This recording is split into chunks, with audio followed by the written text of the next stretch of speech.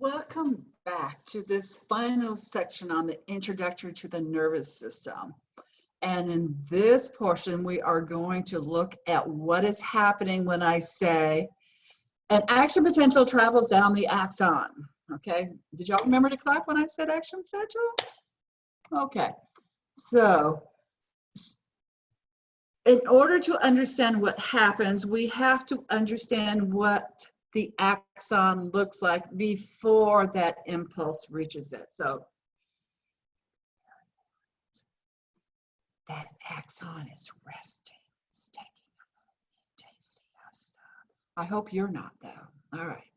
So when it's resting, doing nothing, in this one, the red part is showing the cytoplasm or the axoplasm inside the axon. The yellow part is showing the phospholipid bilayer. And the blue part is showing the fluid that's outside the axon.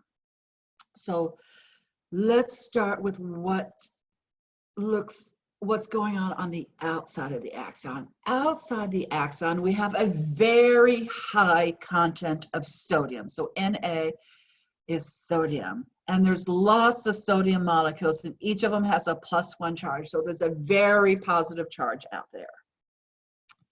Then we have the plasma membrane. And so the plasma membrane is a phospholipid bilayer. And do you see all these yellow things that kind of look like manholes going through? Okay. So what they are is they are different kind of channels, and each channel is voltage gauge. So when the voltage comes down, these are going to be opening them up. And we have one channel that's going to be for sodium. We have a different channel for potassium. We have a channel for calcium. We're going to be talking about the sodium and potassium channels today. And then the purple structure is a different type of transmural protein. And this one is going to be a sodium potassium pump, where it's going to be moving potassium back into the cell and sodium back out of the cell. And that will require ATP because that's active transport. So let's look finally at what's going on inside the axon. Inside the axon, we have a lot of potassium, very little sodium. Outside the axon, we have a lot of sodium, very little potassium. And inside the axon, we also have a lot of negatively charged particles, which are very close to the plasma membrane. Now, we have a lot more positively charged particles outside the axon, and inside the axon, it is relatively negative by comparison.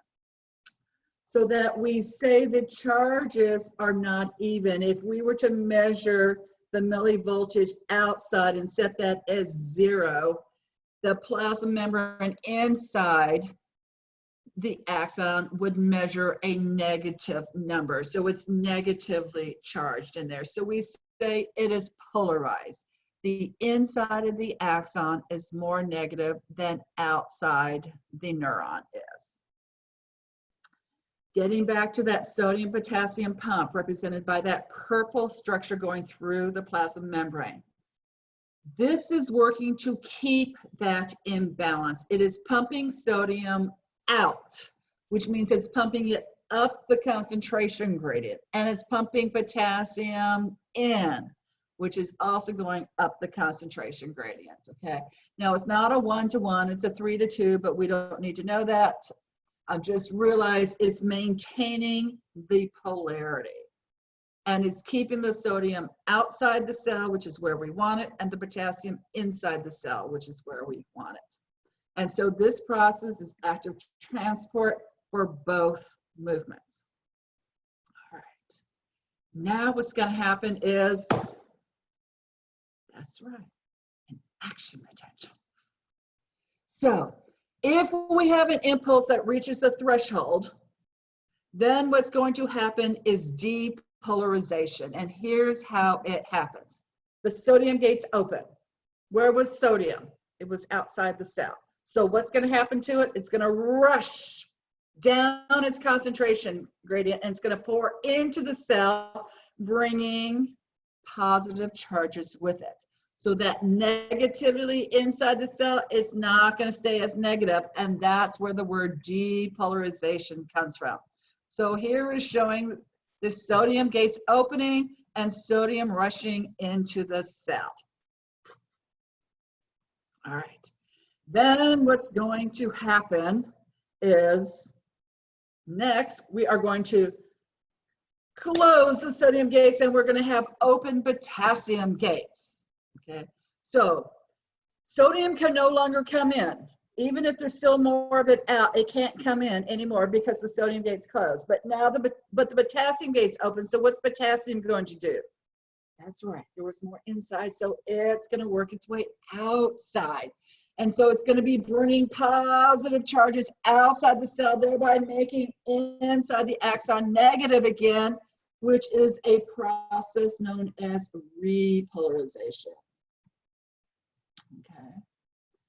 So then the potassium gate's going to close. Where's the sodium? That's right, it's inside the cell. Where do we want it? Outside the cell. Where's the potassium? Outside the cell. Where do we want it? Inside the cell. So they're in the wrong places. So what's going to happen next? The sodium-potassium pump is going to become active again. It's going to pump sodium out. It's going to bring potassium in. It's not going to be changing the net charges. Now, this entire sequence for one area, sodium opens, sodium rushes in, potassium closes, potassium opens, potassium rushes out, and then the sodium potassium pump, that whole thing takes 3 milliseconds. Okay, but here's how it does not work. It does not work in one little area. We have this opening, then this opening, then this, and then we move to the next and we have this and this and this. No, it doesn't work like that at all. It's self-propagating. So in the first place, we have this, sodium's rushing in, okay, and then when this goes to this, the next area is like this. Well, this one was like this. And then as soon as the sodium's rushed in here, then it's going to move down here, sodium's going to rush in here, meanwhile, potassium's rushing out there, meanwhile, over here, we have the sodium-potassium pump happening. So the whole thing self-propagates, going down. As you can see it traveling down. So, going back to what we learned before, where we started with action potential, starting in the axon hillock, traveling down the axon. Now when you say traveling down the axon, you see sodium gates open, sodium rushes in, potassium gates open, potassium rushes out, sodium, potassium down, move sodium back in, potassium, sodium back out, potassium back in. And you need to do that the whole length until it reaches the axon terminal, specifically the terminal bouton, where it causes an influx of calcium, which causes synaptic vesicles filled with neurotransmitters to undergo exocytosis into the synaptic cleft, where they are looking for their receptors on the postsynaptic cell. And with that, we are done with the introduction to the nervous system. All right, thank you so much. I know this is a difficult section, but hopefully we broke it down nice and simple so you could get it off. And I will see you soon. And thank you for all your hard work in this class. I really appreciate it.